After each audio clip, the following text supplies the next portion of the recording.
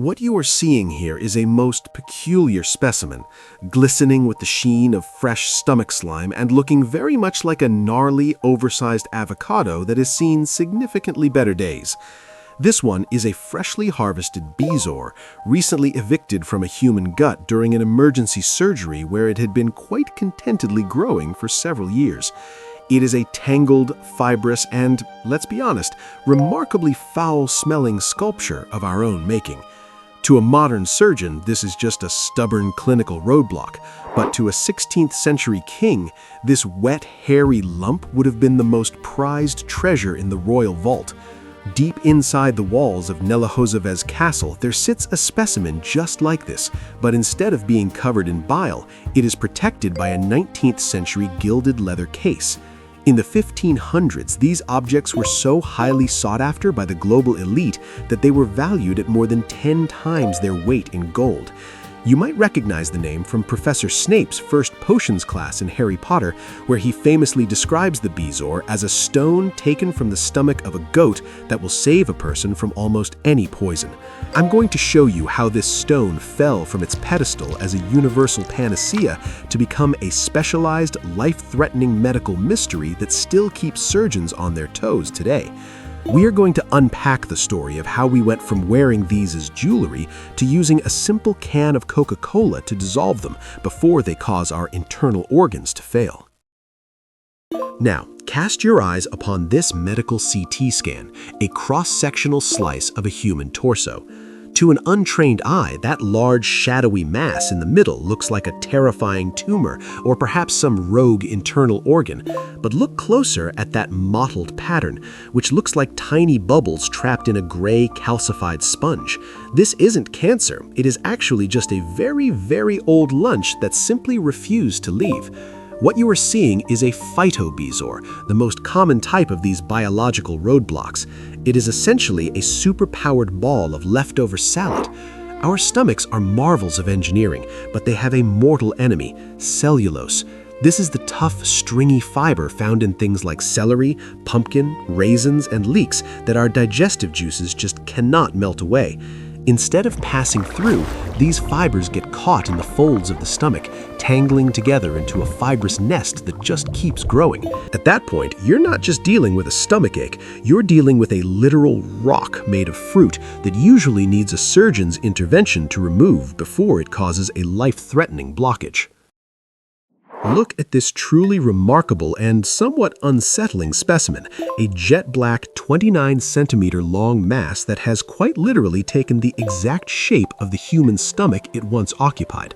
To an untrained eye, it might look like a soggy wig pulled from a particularly neglected drain, but this is a trichobezoar, a solid sculpture of human hair that has been marinated in gastric acid for years.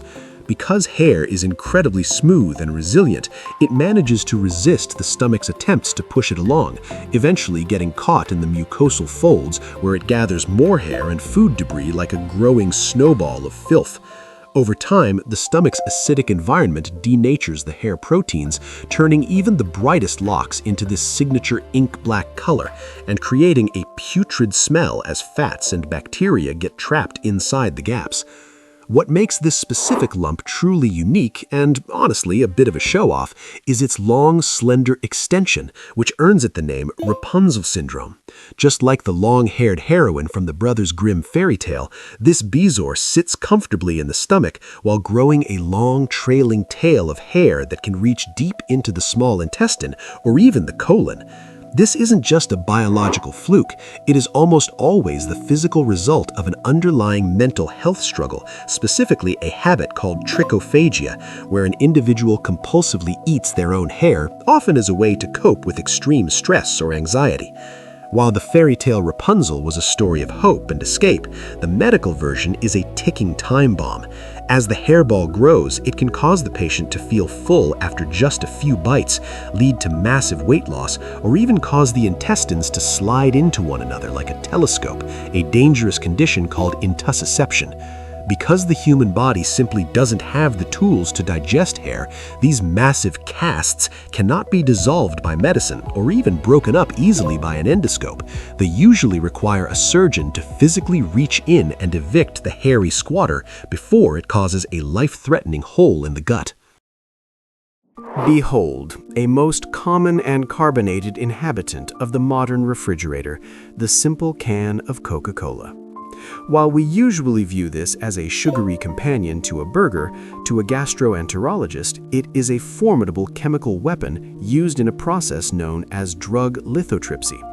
In many cases of mild Phytobezoars, those tangles of plant fibers, doctors reach for the red can as a first-line treatment instead of a scalpel. The chemistry here is surprisingly sophisticated.